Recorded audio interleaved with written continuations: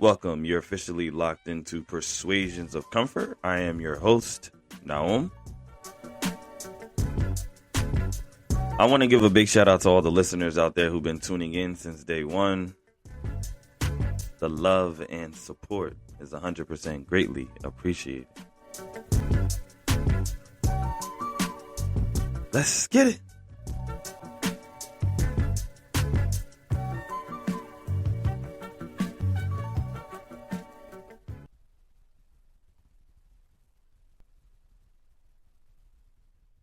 The topic of discussion for today revolves around how stillness clarifies what matters. This is episode 3 in the series, Becoming by Design. If stillness has felt unclear to you so far in the series, if you've made the intentional choice to navigate into your moment of stillness and wondered what you're actually supposed to do while you're there, this episode is for you. Because stillness isn't just about stopping and slowing down. It's about listening. In episode 1, I introduced how stillness changes the way you decide. In episode 2, I debunked the notion in fear that stillness is equivalent to stagnation. Today, I'm going to dive deeper into the meaning of stillness. I'm going to share how it quietly clarifies what actually matters without forcing answers or rushing outcomes. This is the episode where stillness starts doing the real work. So let's talk about key point number 1. Stillness invites curiosity instead of judgment. Most of us enter quiet moments already interrogating ourselves. If you find it difficult to give yourself grace, check out my episode titled, Are You Giving Yourself Grace to Evolve from Your Thoughts? A lot of gems in that one. I'm sure you've heard the saying, we can be our biggest critics. Asking ourselves, why don't I know the answer to this yet?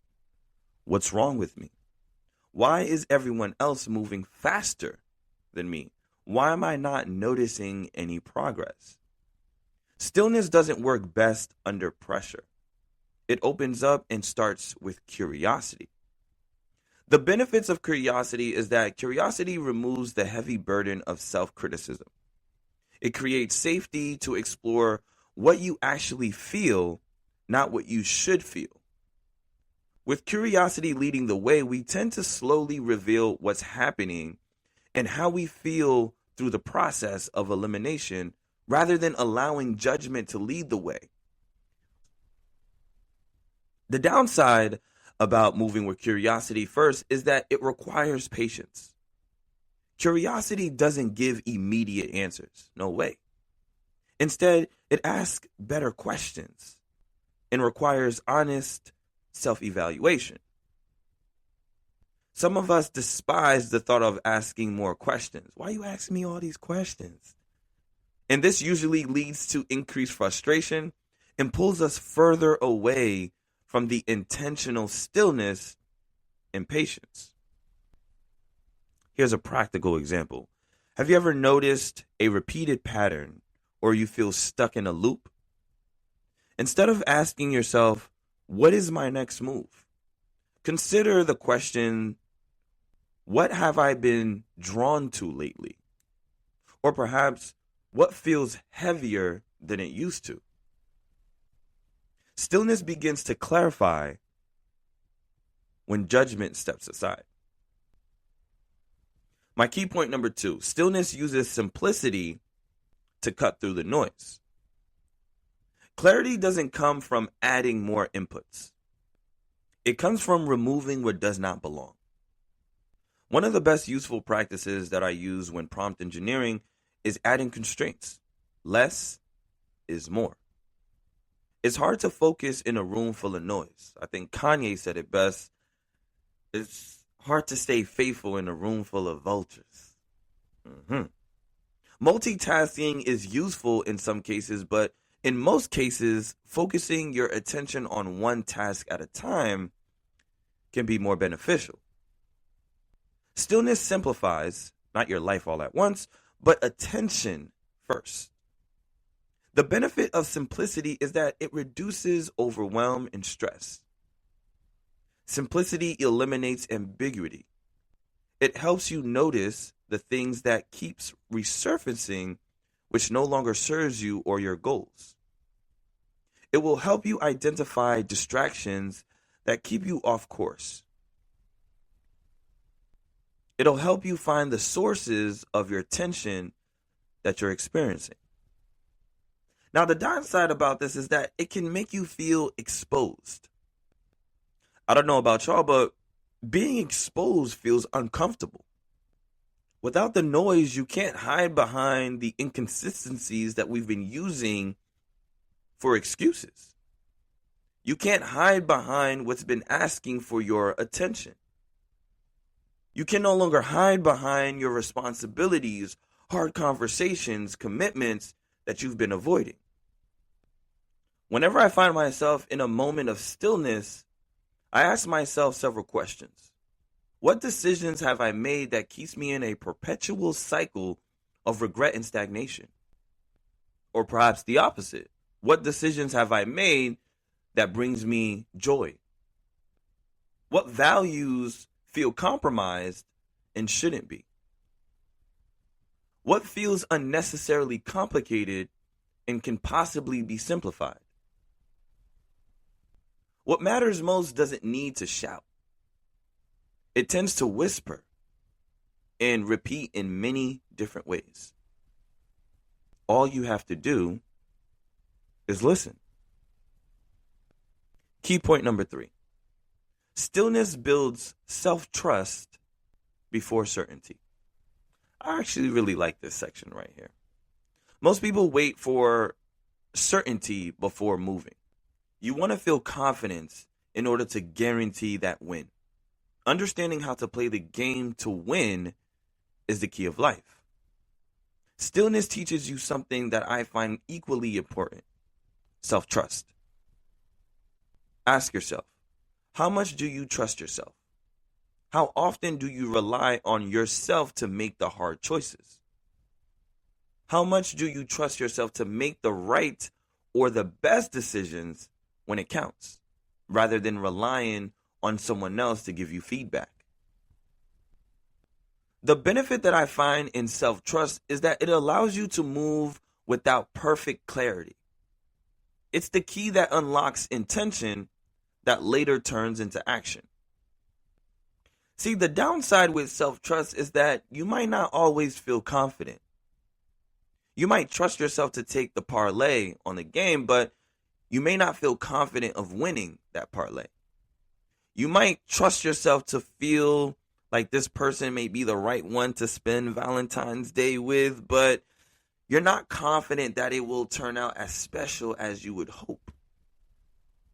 See, trust is quieter than certainty and easier to doubt.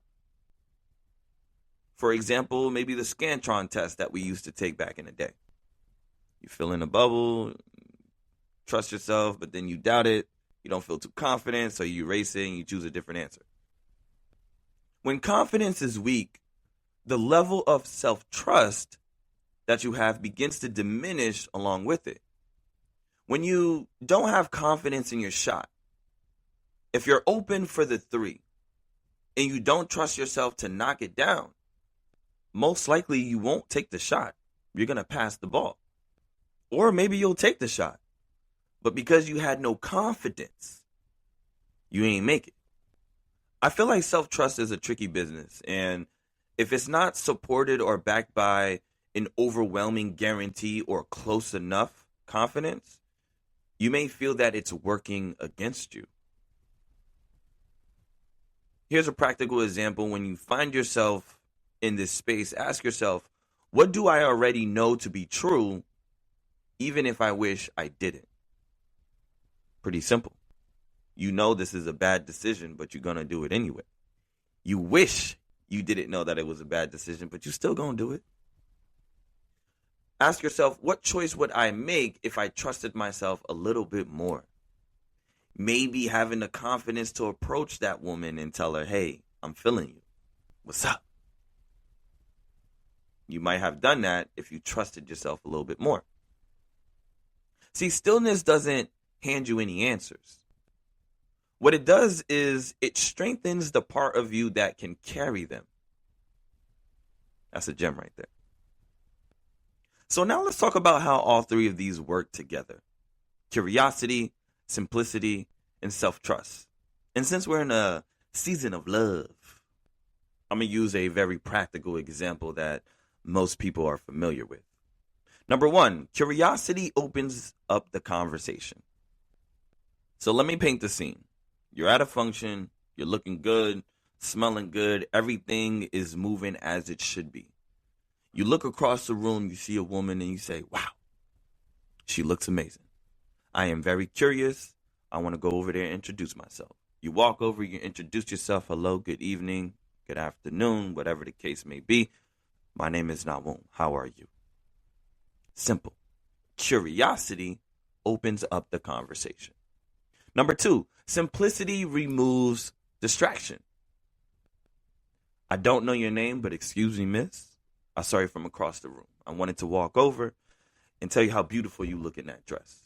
Do you have a moment to have a conversation with me? Plain and simple. No jargon, none of that extra stuff. Simplicity removes distraction. Number three, self-trust allows movement when the time comes. Now you notice you were across the room. You notice her with confidence and self-trust. You decided to walk on over, to introduce yourself, to open up the conversation. Start off with simplicity because of confidence and self-trust. Number four, stillness clarifies what matters, not by force, but alignment. Now, by this time, she's probably noticing that there's so many other women in the room, but you're focused on her. She's noticing that you're spending time with her.